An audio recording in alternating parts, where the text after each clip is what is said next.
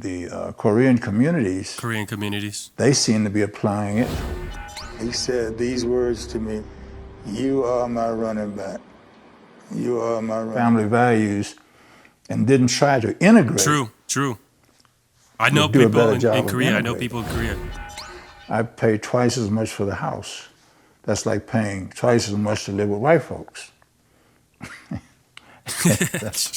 I never thought that was very valuable. Right. Just living with white folks, I thought. Interesting. To have my rights. Rights. I pay my damn taxes.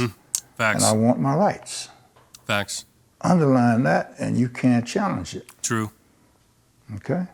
I'm a citizen, you're a citizen, you pay your taxes, I pay my taxes, you get your rights, I get my rights.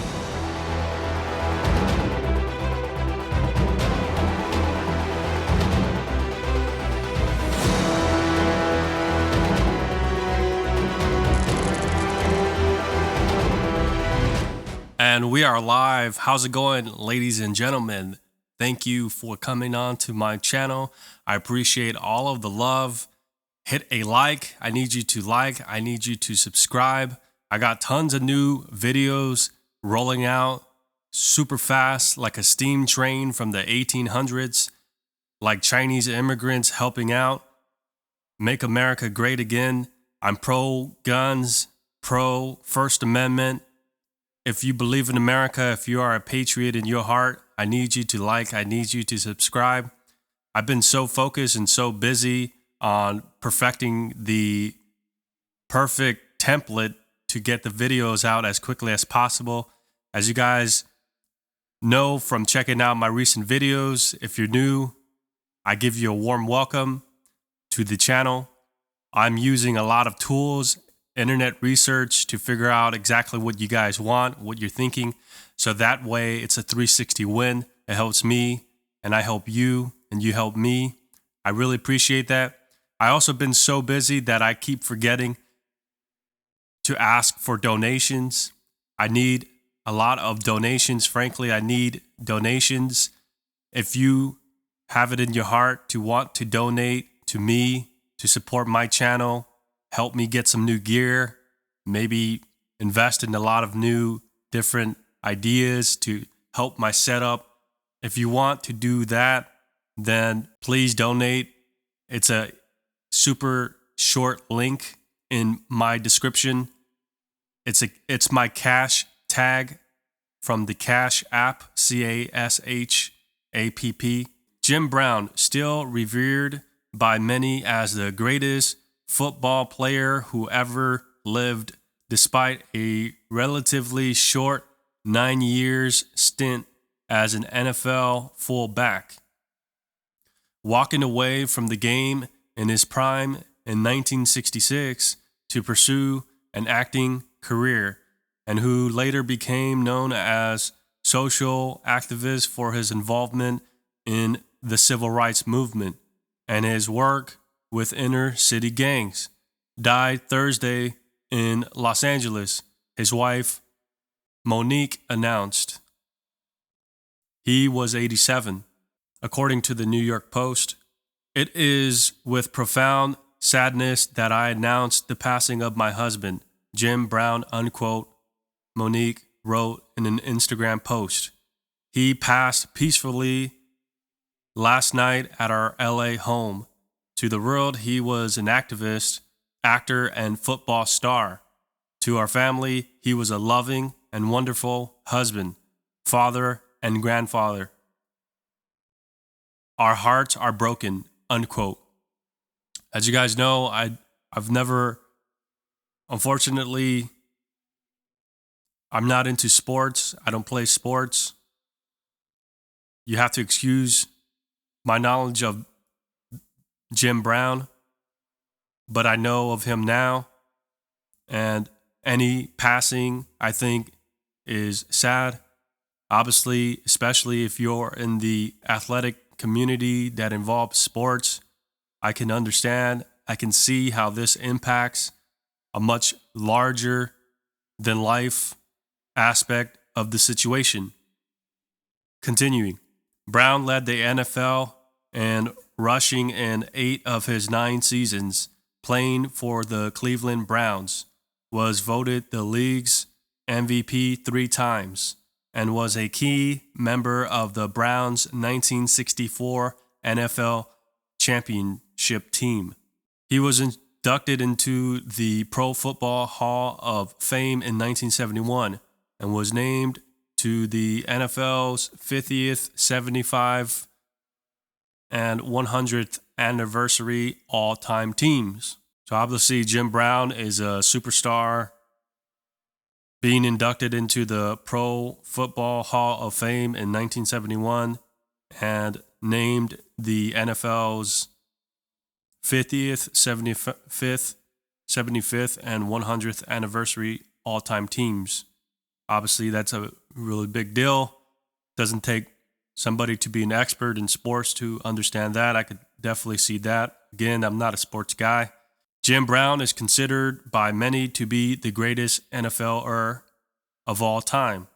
And this is a picture right here of Jim Brown from the New York Post.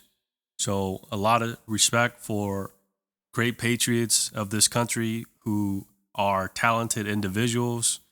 It's impossible to describe the profound love and gratitude we feel for having been a small piece of Jim's incredible life and legacy, unquote.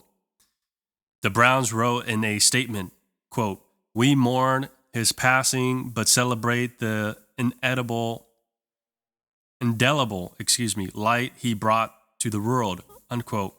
Brown, who grew up on Long Island, is also recognized as one of the greatest lacrosse players to ever play the game. Now, I'm not somebody who's talented in sports. I tried to play sports growing up, and I'm from Los Angeles as well. I know how it is out here.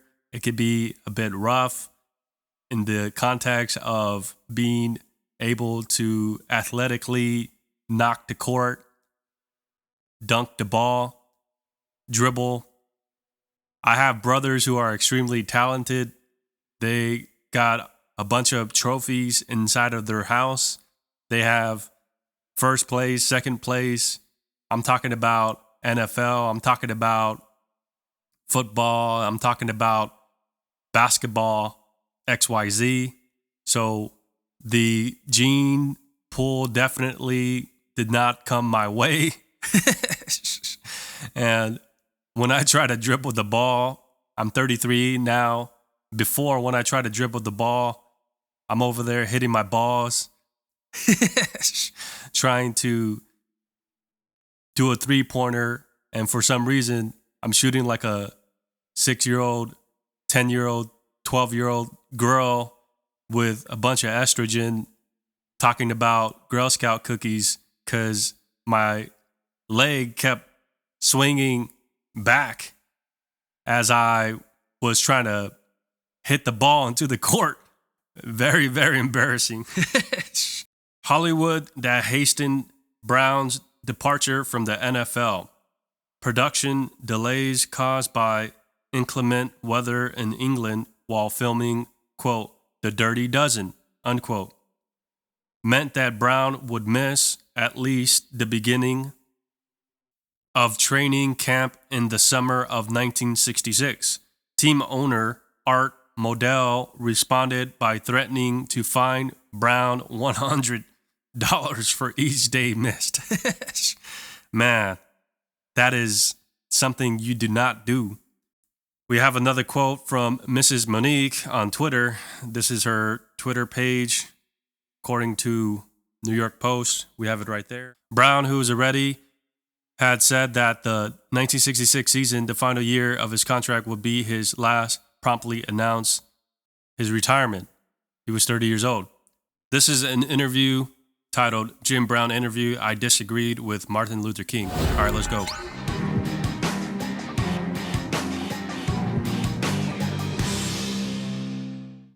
How about one of your most memorable times with Martin Luther King Jr.?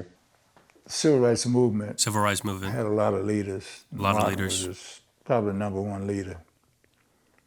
And his philosophy was passive resistance. Passive resistance. And I am totally against passive resistance or nonviolence. Nonviolence is something that's applicable to all human beings. You know, all of us should not be violent. Nice. But that's not a movement. Right. A movement is proactive. Proactive.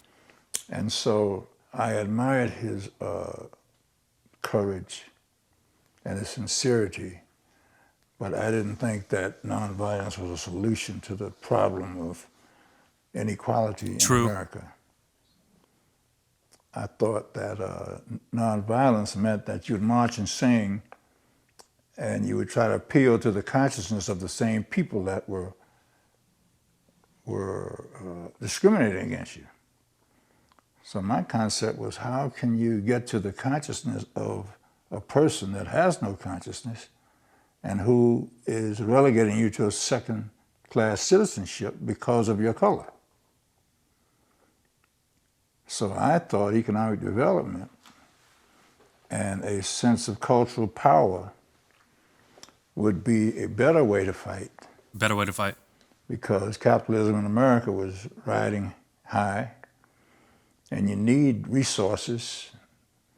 And as I looked at the Jewish community, they applied it fantastically. Nice.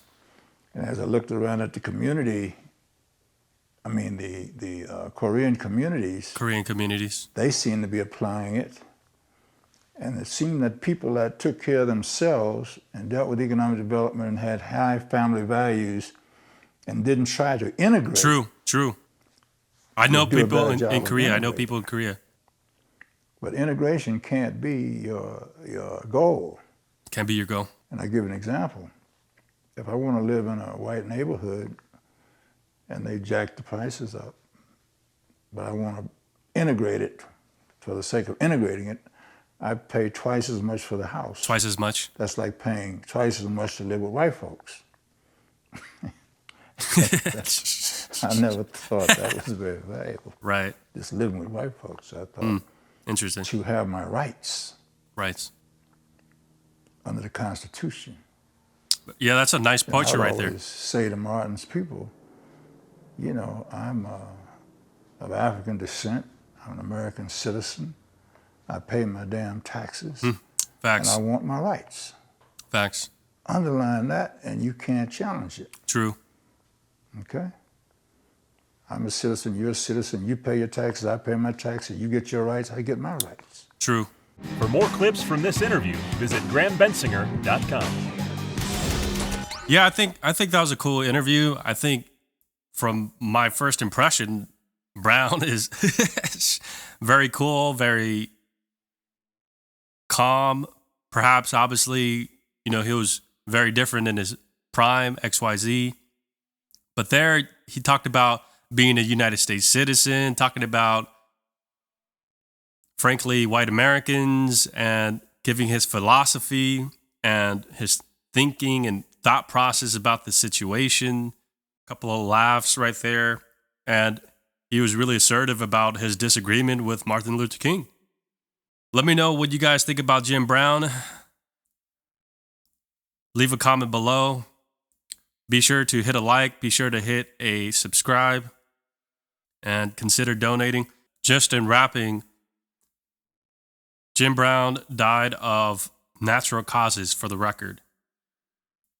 And he was a former Cleveland Browns running back. Thank you so much. Have a good rest of your day. A coach like me, I always remember, he said these words to me: "You are my running back. You are my running back." Those was the sweetest words I ever heard as a professional football player.